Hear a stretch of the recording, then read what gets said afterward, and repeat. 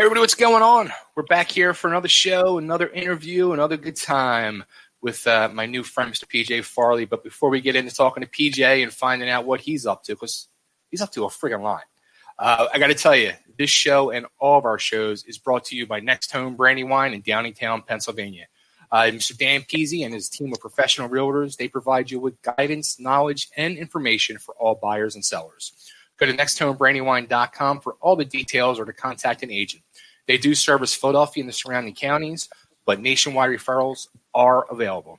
Be sure to ask them for the NH5 listing special or just give them a call directly at 484-364-4862. That's 484-364-4862. And don't forget to tell them Totally Driven Entertainment sent you. And now here he is. I'm going to say this too because I saw this you refer to in quite a few things you've done recently as a rock and roll legend. So he is here, the man, the myth, the legend himself, Mr. PJ Farley. Did you say I refer to myself as a legend? No, I saw you referred to in some press releases and interviews as a legend. I'm like, Jesus Christ, I must have been drunk. Are you drinking right now? What are you drinking? That's privilege and information. Well, I'll give you a little cheers with some Coors Light here. All right. I'll be joining you. Don't worry about it. So, you know what the scary thing is? So I was thinking about the last time I've actually saw you play live. Now, I'm originally from the Philadelphia area. I'm living down in Nashville now. So I'm thinking to myself, holy crap. In Philadelphia, playing with Adler and Suki Jones, you guys were called at the time. At a bar in Philly, and then I was like Googling it last night, and I'm like, oh my God, dude, that was 17 years ago. So funny you just said that because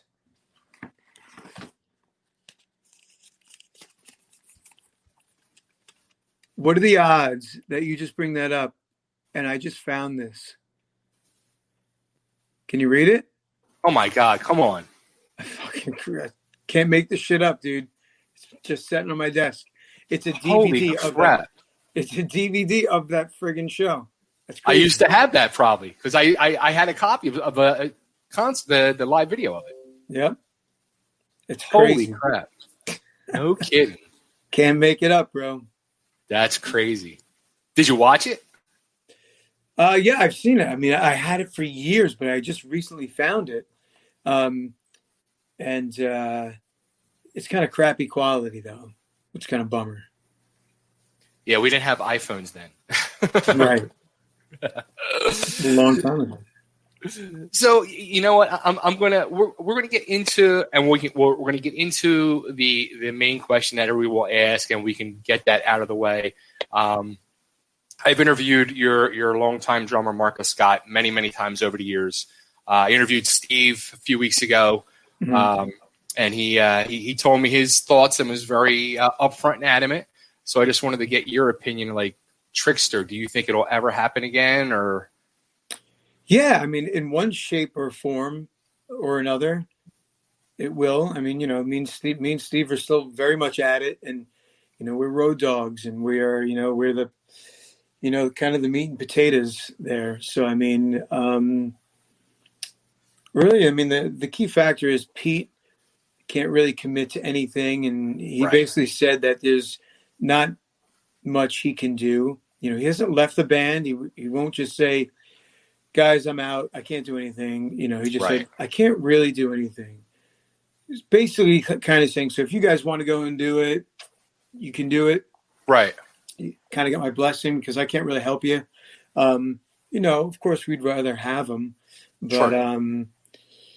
I mean, we'll see. We'll see what happens. It's kind of a bummer of a year. It's the 30th anniversary of our first record this year. And even if we had shit planned, it would have got bagged. So, maybe that's divine intervention. I don't know. But so we'll pick it back up next year and see where Steve and I are at and where Pete's at. Maybe, we'll see what happens at that point, But, yeah, I mean, Gus is another conversation. It seems like he really pissed you guys off and burned some bridges there.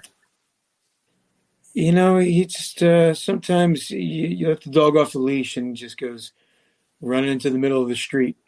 No good. You know, he's a wild man. He's wild for sure. You know, I had a miniature pinscher, and I loved that dog with all my heart, but he was a son of a bitch. And I used to have a magnet on my fridge that said, "I'm a good dog. I just do bad things." You know, so you know, it's kind of like one of those situations. I hear you.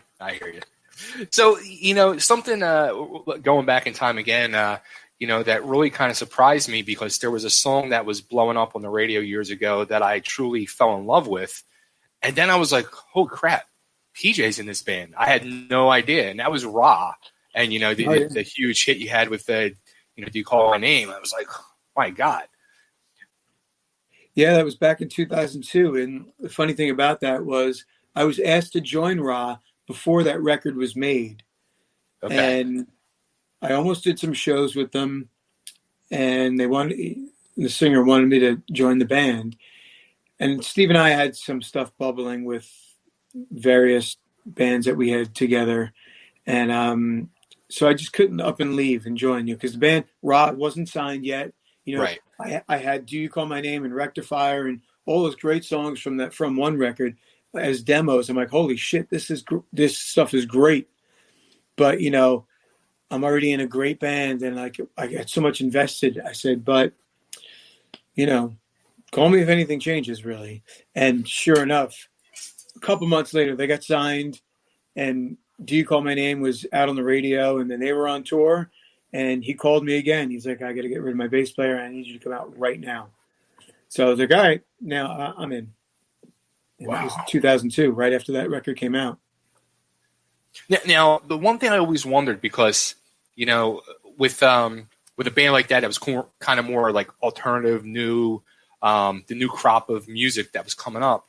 Yeah. And at that time, you know, it was kind of taboo for, you know, guys from hard rock from the 80s and early 90s was kind of like taboo and like not a good thing. Was it ever kind of a thing like, well, you're not PJ from Trixter. Let's kind of keep that on the down low. No, not at all. Actually, quite the contrary.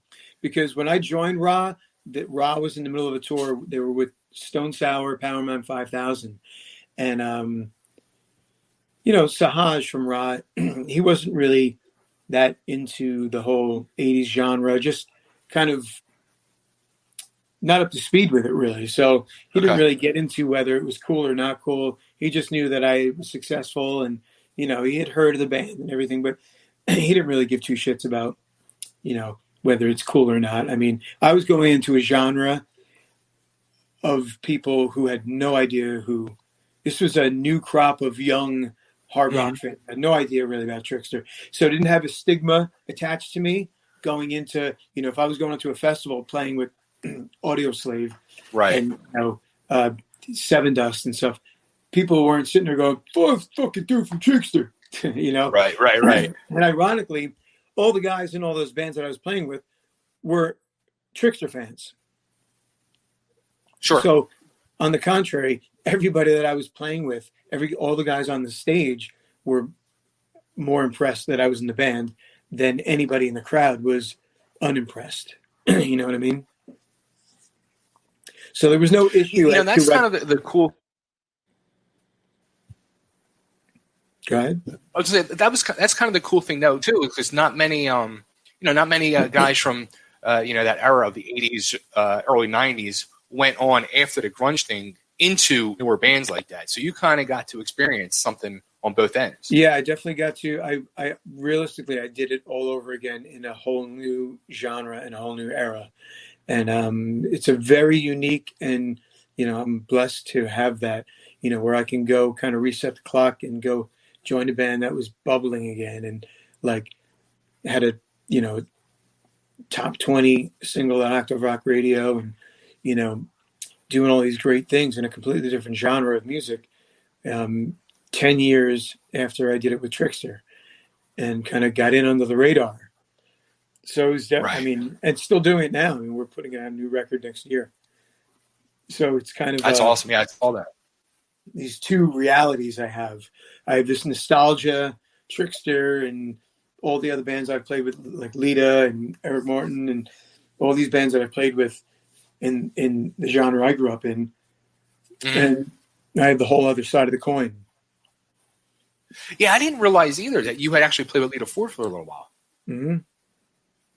Yeah.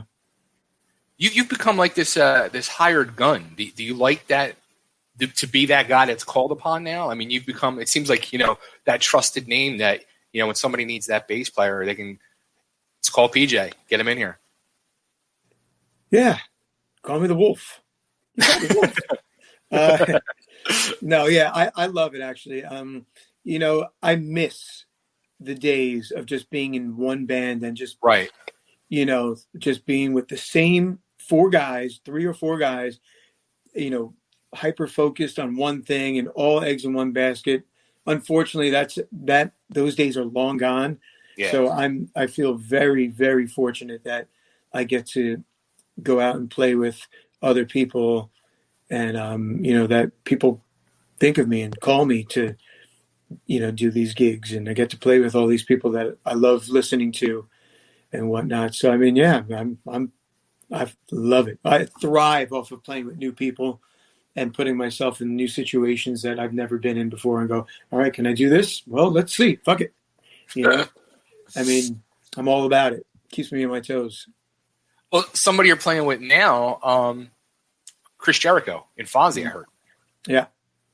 So, which you got to tell Jericho. So that was my past life. I was a pro wrestler for 15 years, and I was in ECW back in Philly back in the mid '90s when Jericho was there. So I'm like, yo, Chris, come on, talk to me. We got to talk. We got to talk some wrestling. I used to bring food to the ring with me, and he would always be like stealing my Cocoa Puffs or my chocolate chip cookies in the dressing room.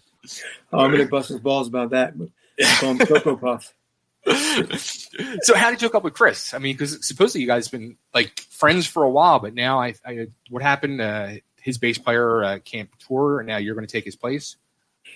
Yeah, I've known Chris for quite some time now, and Eddie Trunk introduced us.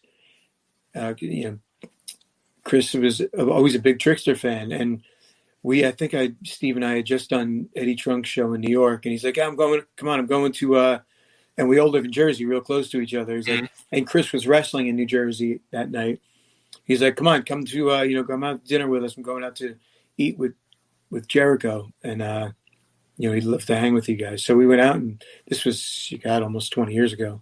Wow. And so we just always stayed in touch, and I started this group thread with me, him, Eric Martin, Steve Brown, and Joey Casada, and just a guy's bing, bing, bing, bing, bing, bing, pastime that really literally takes up all of our day. And so we're in touch 50 times a day. And then once the quarantine hit, he called me to do this project, Quarantine, with a K. Right. With Ken Slutcher from Luke Bryan's band and Joe McGinnis from the Classic 78, do some 80s Kiss covers. So we started doing that. And Fozzy had some tour dates booked this year. And his bass player, Randy, he's just not comfortable going out and doing anything. So called me. Wow. So I said, sure. Great band, a lot of fun. And, so that's what I'll be doing until I don't know when. So it sounds like you're comfortable doing it because, I mean, you got the dates with Fozzy and dates with Eric Martin too, right? Yeah. Yeah, I'm good. I'm good to go, man. I did my 5 months or so quarantine. I got my false positives test. I got 2 negative tests and a negative antibody test. And I'm put it this way: in the beginning of this year, I started off this year traveling my ass off. I did 2 back-to-back cruises. I did like 4 or 5 fly dates. I was on a plane or on a ship from January 15th to March 15th. Then boom, everything shut down. And I travel for a living, so I know how to travel and stay healthy. So that's how I do it. And I'm pretty careful, and I'm not saying that I'm immune by any stretch or that I'm not sensitive to it whatsoever. Mm-hmm. I'm just looking at it like, all right, I'm going to live my life carefully and respectfully, but I'm going to go out and do what I want to, do. The only thing I know how to do. Right. And, put it this way, people are getting it that don't leave their fucking house. Yeah. So I'm not going to stay in my house anymore. You know, I mean, it's like, I don't know. It's a tough thing to even break down, but this is what I do. This is what I got to do. I got to earn. Got to earn. So you have a new solo album coming out next Friday, I think, right? Yep. Mm-hmm. And I was wondering, like, because it's been, 4 years since your last one that you did, your first solo album. Yeah, 2016. So did this whole pandemic inspire? Did you just, like, say to yourself, all right, it's time to do another one? Or had you been working on this something slowly over the years? Or Yeah, it started about a little over 2 years ago, I think. It just started, you know, there was a couple of years there where I didn't really have time to write. I was in the baby bubble, you know, and gigging a lot and just, you know, not a lot of time, just kind of sit down and strum the guitar and, you know, let my mind wander and be productive.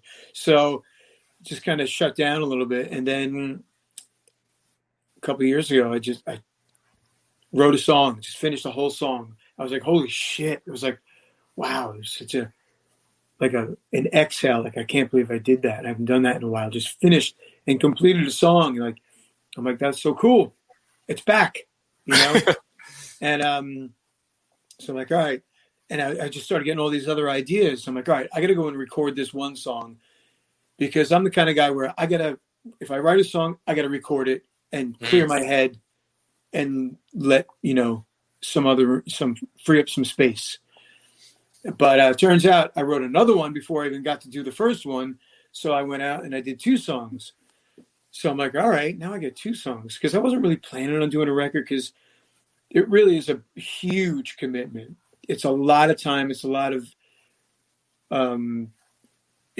effort, time-wise, emotionally, financially, physically. It's a lot, man. And the payoff ain't what it used to be. So it's a labor of love more so than it's ever been. So I was like, you know, I don't know. I got 2 songs now. I don't know. Maybe I'll do an EP. And then I was like, well, fuck it. I'm going to do 5 songs and I'm going to call that a record. Screw 14 songs on a record. So people don't listen to all that shit anyway. And even if they buy it, they're not buying. I mean, there's just no way to get your return on it anyway. So if I do 5 or 6 songs, that's a record. I'm not calling it an EP. Right. Let that be the new standard. All the standards are changing anyway. So screw it. Absolutely. That's all you get. That's all you're not even buying it anyway. Fuck it. You know, so, but then the kind of floodgates kind of opened. I just kept writing and writing. And I was like, before I knew it, I had 8 or 9 songs, 8 songs or something like that. And I had about 6 of them recorded. And then the pandemic hit.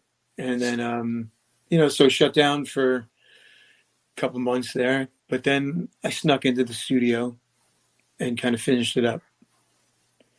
And here we are. Yeah. Now, is it kind of the same musical direction as the first one, or? Pretty much. It's got the same kind of common thread. You know, it's a rock and roll record, guitar driven, but, you know, a little bit more cerebral, I guess. You know, it would kind of make you think a little bit more than it would make you drive faster down the highway. You know, but it's a rock and roll record, you know. Have you heard a comparison? Like, as I was listening to the first one last night, I was like, it's kind of like Goo Goo Dolls. Yeah, I get that, you know, that 90s sound. Yeah. Kind of thing, which kind of makes sense to me, you know. Yeah, I mean, I love all that stuff. And I kind of filtered through everything, all my other influences, you know, and this one's got, you know, a little bit of everything, you know, but the same kind of tonalities in the sense that it's not a big rock record, but it's also not a forced trying to go a different direction type of record. You know, there's nothing contrived about it. Now, how about something else I learned about you? You originally were a drummer as a young kid. You started out with drums and played guitar. So did you play all guitars, drums, and bass on this album, or? On a couple of songs I did. But this record, I didn't have to. So, actually, the first 2 songs I recorded, I was going to do everything. But the night before I went on the plane, I just about almost broke my finger in my car door. And I could not play drums. So luckily, my engineer, Chuck Alkazian, is a drummer, so he was able to do it. So, and I was glad. I'm like, the first record I had to play everything on it just because it was the way I was set up recording with Steve. We were writing, recording, and I would just lay down my songs that didn't fit anything we were doing. Mm-hmm. So I just kind of did it out of necessity. It wasn't kind of thing where I wanted to be Prince or Lenny Kravitz or anything. Just, kind of hot dog it. I didn't by any stretch want to do that. So I was happy to kind of get other people in on this, and Sahaj from Ra played a lot of guitar and a lot of stuff on this record. I good 4 of the songs. Ken Slutcher played drums on a track, and but I played a lot of the guitar, all the bass, and obviously all the vocals and stuff. Did a couple of the drums, but yeah, it was good to get some other feels on the record. Now, how about that? The vocals, is that something that did it come naturally to you to be now singer and frontman PJ Farley, not just the bass player? Yeah, it kind of comes naturally to me now. I've been doing it for so long. I've been singing for so long. And when I'm home locally, I sing and play guitar every night. It's really nothing new for me.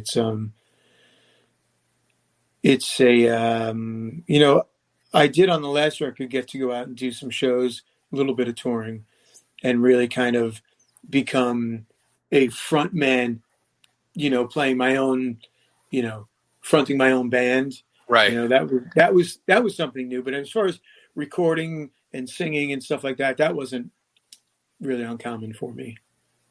So is there an actual PJ Farley band in place to do live shows if, kind of, pandemic sort of. was not here?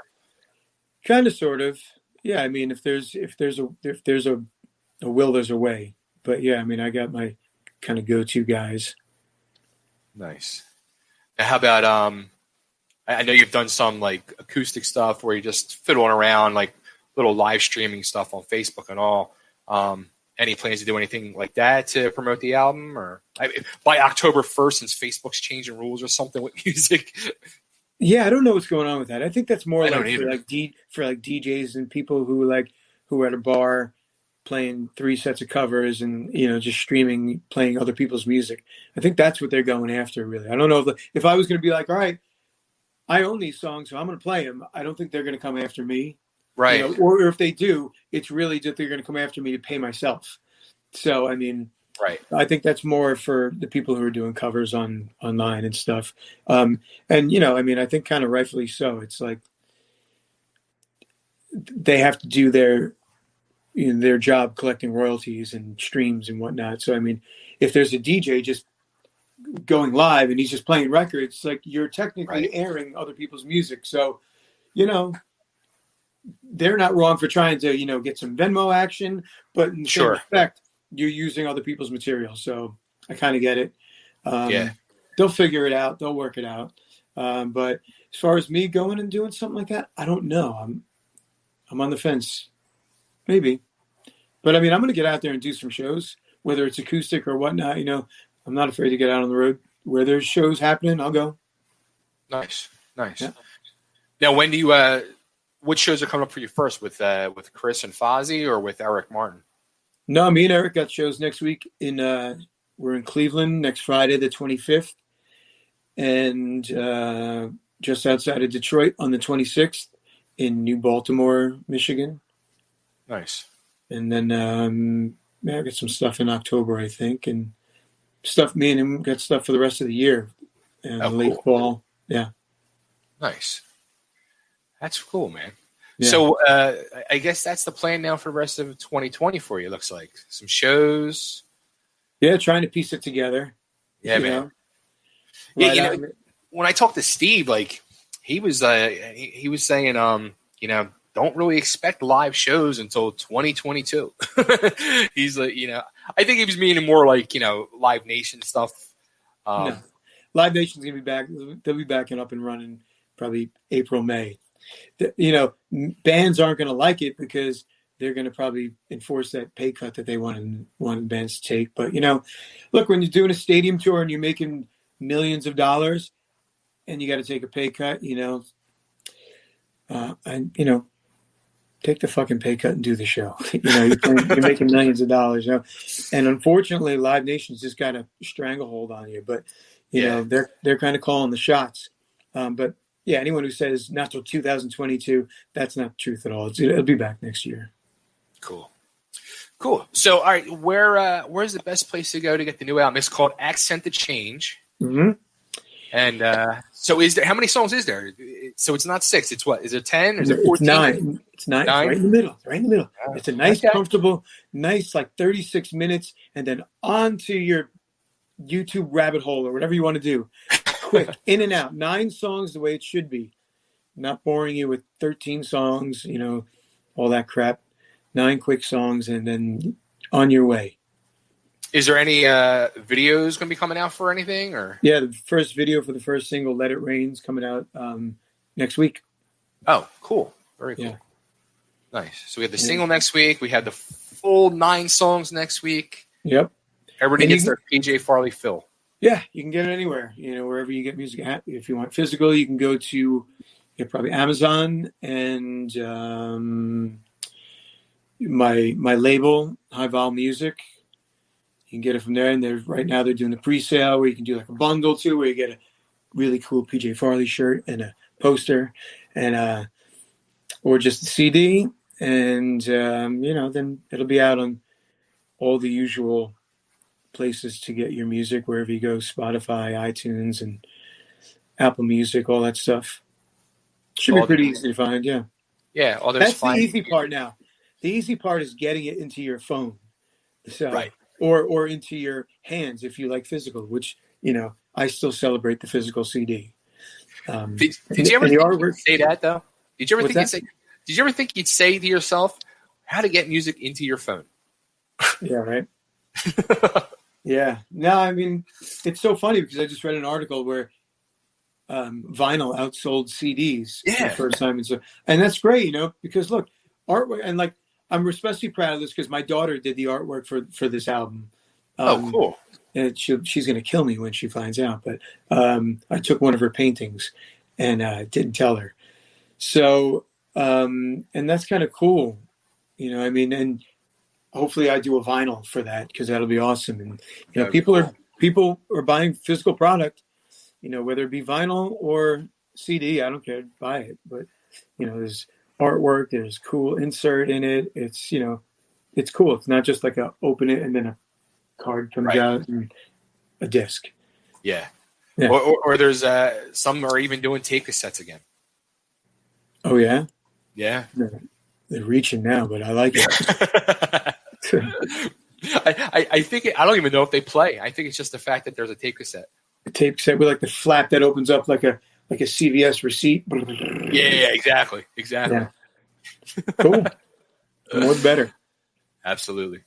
Cool. Well, PJ, man, this is great. Finally getting to talk to you. All right, man. You too. Thanks for having me. Thanks for listening. Yeah, man. Absolutely. Can't wait to hear the full album next week and see the whole 9. Video. You get the whole 9.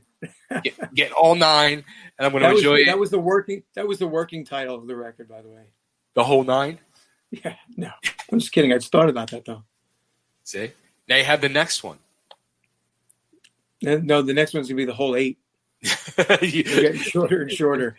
Go less and less on each one. Right. Cool. All right, man. It was good talking to you. You too, man. Take care. Thanks again. All right, bye-bye.